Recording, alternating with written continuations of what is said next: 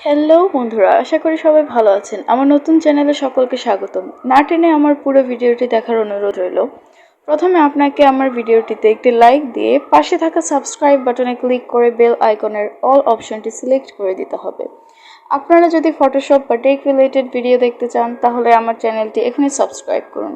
সকলকে আমার ভিডিও দেখার জন্য অনেক ধন্যবাদ।